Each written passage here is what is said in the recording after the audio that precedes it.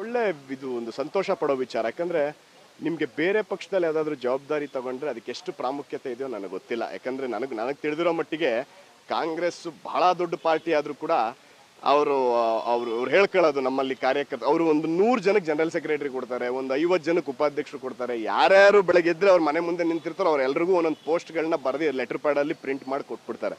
ಆದರೆ ಭಾರತೀಯ ಜನತಾ ಪಾರ್ಟಿಯಲ್ಲಿ ಆ ಸಿಸ್ಟಮ್ ಇಲ್ಲ.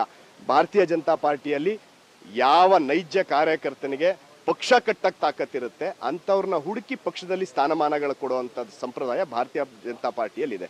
ಸೊ ಅಂಥ ಸ್ಥಾನ ನನಗೆ ಕೊಟ್ಟಿದ್ದಾರೆ ಅಂದರೆ ನನಗೂ ಅದೊಂದು ಜವಾಬ್ದಾರಿನೂ ಜಾಸ್ತಿ ಇದೆ, ಅದ್ರ ಬಗ್ಗೆ ಬಹಳ ಗೌರವ ಕೂಡ ಇದೆ. ಆ ನಿಟ್ಟಿನಲ್ಲಿ ನಾನು ಪ್ರಾಮಾಣಿಕವಾಗಿ ಪಕ್ಷ ಕಟ್ಟೋ ಕೆಲಸದಲ್ಲಿ ನನ್ನನ್ನು ತೊಡಗಿಸ್ಕೋತೀನಿ ಅಂತ ಹೇಳಕ್ಕೆ ಇಷ್ಟಪಡ್ತೀನಿ. ನಾನು ಯಾವಾಗಲೂ ಮೆರಿಟ್ ಕೋಟಾ ಮೇಲೆ ನಂಬಿಕೆ ಇಟ್ಟು ಬಂದಿರೋನು. ಇಲ್ಲಿವರೆಗೂ ನನ್ನ ರಾಜಕೀಯದ ಜರ್ನಿ ತಗೊಂಡ್ರೆ ನಾನು 15 ವರ್ಷಗಳಿಂದನೇ ನಾನು ತಾಲೂಕು ಯುವ ಮೋರ್ಚಾ ಅಧ್ಯಕ್ಷನ ಕೆಲಸ ಮಾಡಿದ್ದೀನಿ. ನಮ್ಮ ಮೈಸೂರು ಗ್ರಾಮಾಂತರ ಕಾರ್ಯಕಾರಿಣಿ ಸಮಿತಿಯಲ್ಲಿ ಕೆಲಸ ಮಾಡಿದ್ದೀನಿ, ರಾಜ್ಯ ಯುವ ಮೋರ್ಚಾದ ಕಾರ್ಯಕಾರಿಣಿ ಸಮಿತಿಯಲ್ಲಿ ಕೆಲಸ ಮಾಡಿದ್ದೀನಿ. ಹಾಗಾಗಿ ಪಕ್ಷ ನನ್ನ ಮೇಲೆ ನಂಬಿಕೆ ಇಟ್ಟು ಅರ್ಜುನ್ ಅನ್ನೋದು ಹೊರತುಪಡಿಸಿ ನಾನು ಕೂಡ ಒಬ್ಬ ನಟ ಇದ್ದೀನಿ. ಒಂದಷ್ಟು ಸಣ್ಣ ಜನಗೆ ಚಿರಪರಿಚಿತನಿದ್ದಾನೆ.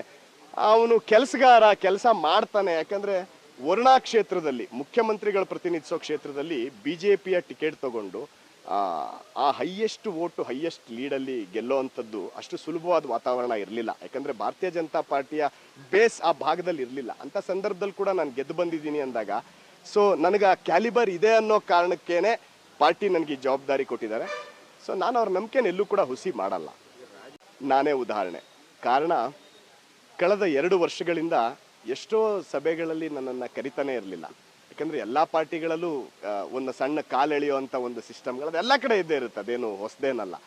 ಆದರೆ ನನಗೆ ಈ ಏಜಲ್ಲೇ ಯಾಕೆ ನನ್ನನ್ನು ಕೆಲವರು ಸಹಿಸಲ್ಲ ಅನ್ನೋದು ಕೂಡ ಎಲ್ಲೋ ಒಳಗಡೆ ನನ್ನ ಮನಸ್ಸಲ್ಲಿ ಒಂದು ಸಣ್ಣ ಬೇಜಾರಿತ್ತು. ಬಟ್ ಅದು ನನ್ನ ಅಭಿಪ್ರಾಯ ತಪ್ಪು ಅನ್ನೋದು ಸುಳ್ಳಾಗಿದೆ.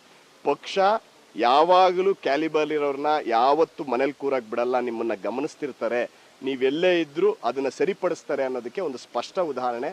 ಯಾಕಂದರೆ ನಾನು ಆಗಲೇ ಹೇಳ್ದಂಗೆ ಮುಖ್ಯಮಂತ್ರಿ ಕ್ಷೇತ್ರದಲ್ಲಿ ಬಿಜೆಪಿ ಟಿಕೆಟ್ ತೊಗೊಂಡು ಗೆದ್ದು ಬಂದಿರೋ ಕೌನ್ಸಿಲರ್ ಅವನಿಗೇನಾದರೂ ಜವಾಬ್ದಾರಿ, ಯಾಕಂದರೆ ಇಷ್ಟು ವರ್ಷಗಳ ಕಾಲ ನಾನು ಪುರಸಭೆಯಲ್ಲಿ ಬ್ಯುಸಿ ಇದ್ದೆ, ಈಗ ಮುಗೀತದು, ಈಗ ಅವನ ಪಕ್ಷದ ಚಟುವಟಿಕೆಗಳಲ್ಲಿ ತೊಡಗಿಸ್ಕೋಬೇಕು ಅನ್ನೋ ಕಾರಣದಿಂದ ಪಕ್ಷ ನನಗೆ ಆ ಜವಾಬ್ದಾರಿ ಕೊಟ್ಟಿದೆ.